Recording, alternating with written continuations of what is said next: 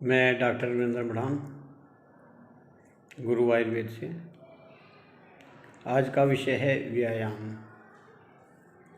कि आप कितना व्यायाम करें और कितना नहीं करें, किसको करना चाहिए और किसको नहीं करना चाहिए, किसको करना चाहिए,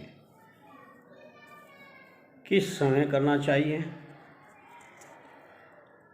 और इसके लाभ और हानि क्या हैं। तो इसको जानने के लिए आप वीडियो को पूरा देखें। अगर आपने मेरा चैनल सब्सक्राइब नहीं किया तो इसको सब्सक्राइब करें। शुरू करते हैं। व्यायाम शरीर की जिस क्रिया को करने से शरीर में हल्कापन और मजबूती आए उसे व्यायाम कहते हैं। जिस क्रम के करने से शरीर में शक्ति की वृद्धि हो, काम में उत्साह रहता हो और जठराग्नि प्रदीप्त होती हो, उसको व्यायाम कहते हैं। व्यायाम बहुत से लोग मेहनत करने को व्यायाम कहते हैं, लेकिन व्यायाम के साथ में व्यायाम उसे कहते हैं जिस क्रम में, जिस मेहनत में आपका मन भी उसी के साथ लगा हो। जैसे आप चलते हुए मन भी आप चलने में ही ध्यान रखें और किसी और विषय पर ध्यान ना हो तो वह व्यायाम है। और अगर आप कोई मेहनत कर रहे हैं और आपका मन किसी और विषय को भी सोच रहा है तो वह व्यायाम नहीं, श्रम कहलाता है। व्यायाम करने से मेद का अक्षय होता है और शरीर के प्रत्येक अंग प्रत्यंग सुडौल होते हैं। मांसपेशियां उन्नत और पुष्ट हो जाती हैं। व्यायाम कौन करे और कौन ना करे, इसका मैं बीच बीच में बताता रहूँगा। वात पित्त रोगी, वात पित्त रोगी और बालक और वृद्ध, और जिसका भोजन नहीं पचता, अजीर्ण रोगी है, उसे व्यायाम नहीं करना चाहिए। कई व्यक्ति अपने आप को ये सोच करके कि मैं व्यायाम करता रहूं तो मैं बहुत ज़्यादा दिनों तक जीऊँगा या मेरी आयु बढ़ेगी, तो ऐसा नहीं है। आप वृद्धावस्था में थकने वाले व्यायाम ना करें।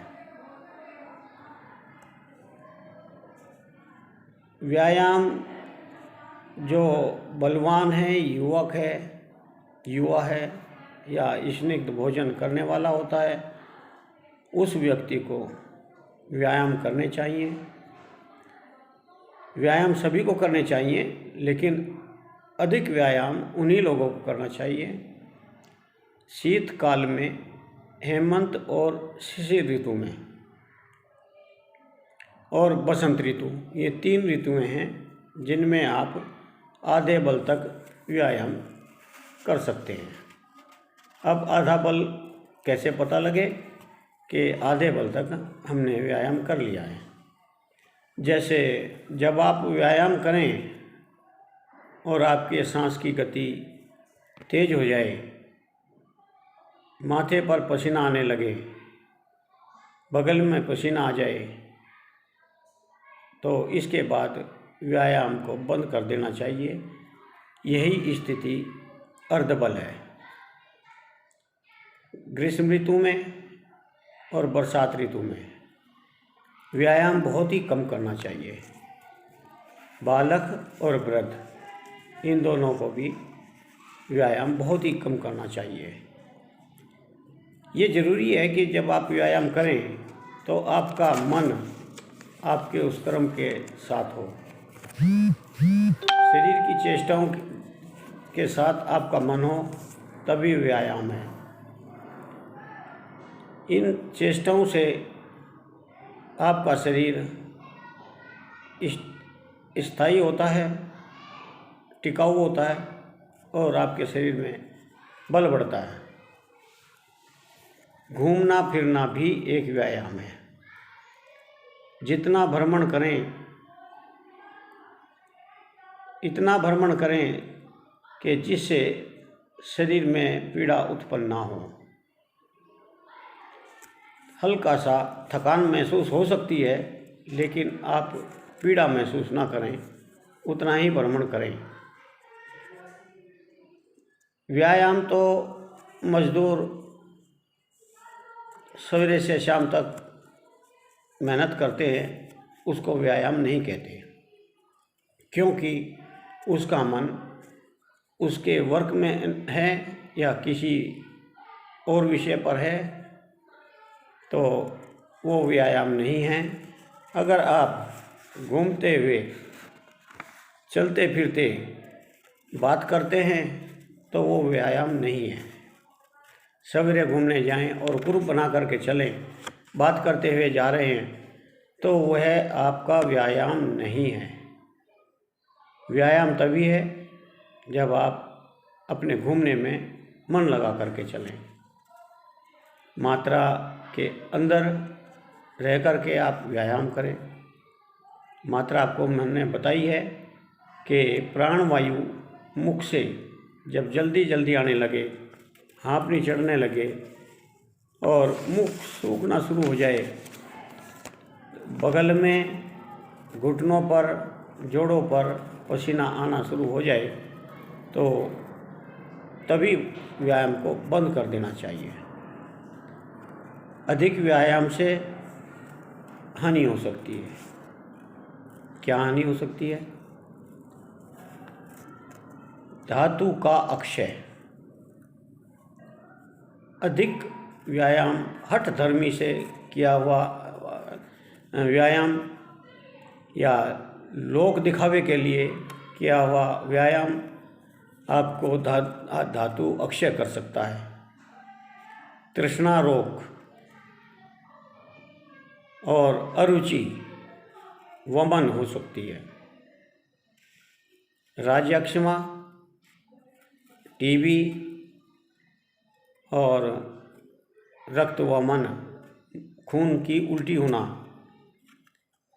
ज्वर और श्वास रोग हो सकता है। तो इस प्रकार से आप अधिक व्यायाम करने से आप बचें। कहीं ऐसा ना हो कि स्वास्थ्य बढ़ाने की बजाय स्वास्थ्य का ह्रास ही हो जाए। वैसे व्यायाम प्रतिदिन करना चाहिए, एक लिमिट में करना चाहिए, अपने अर्ध बल के हिसाब से करना चाहिए और मौसम के हिसाब से करना चाहिए। आपको बताया है कि सर्दियों में आप अच्छा व्यायाम कर सकते हैं अर्ध बल तक का, और गर्मी और बरसात में आप व्यायाम अल्प मात्रा में ही करें तो अच्छा है। व्यायाम के जो अभ्यासी होते हैं, जो डेली करते हैं, रोज़ करते हैं, उनको रोग नहीं लगते। शरीर उनका दृढ़ हो जाता है, क्लेश को सहन करने वाले हो जाते हैं। सभी प्रकार का भोजन वो पचा जाते हैं, चाहे वो भोजन विरुद्ध भोजन हो या कच्चा पक्का भोजन हो, वो सभी भोजन को पचा लेते हैं। उनका आलस का नाश हो जाता है। आलस एक ऐसा शत्रु है जो आपके शरीर और आपके हर काम को, सामाजिक, शारीरिक, मानसिक सभी कार्यों को नाश करता है। तो उनके पास आलस नहीं रहता जो रोज़ व्यायाम करते हैं। चर्बी के रोग नहीं होते, मोटापे नहीं होते या ब्लॉकेज वगैरह नहीं होते, क्योंकि वो व्यायाम से चर्बी उनकी पचती रहती है। और उन ऐसे लोगों को जो व्यायाम शुरू से ही करते हैं, उनको बुढ़ापा भी देर से आता है। अतः व्यायाम रोज करें, मगर मात्रा के अंदर। अधिकता से आपको हानि हो सकती है। बालक हैं या आप वृद्ध हैं तो आप हल्के व्यायाम करें। आपके लिए घूमना काफ़ी अच्छा व्यायाम है। कृष व्यक्ति जिनको सांस रोग है या खांसी रहती है या टीबी है, ऐसे रोगी को, या भ्रम के रोगी हैं जिनको चक्कर गिरनी आते हैं, या कोई बड़े रोगी को व्यायाम नहीं करना चाहिए। इसलिए आप अपना ध्यान रखें, टेक केयर, अपना ख्याल करो, अपने आसपास का सबका ख्याल करो। आजकल कोरोना का समय चल रहा है, मुंह पर मास्क रखें, घर में जा कर के अच्छी तरीके से हाथ धोते रहें और डिस्टेंस बना करके रखें। धन्यवाद। जय भारत, जय आयुर्वेद।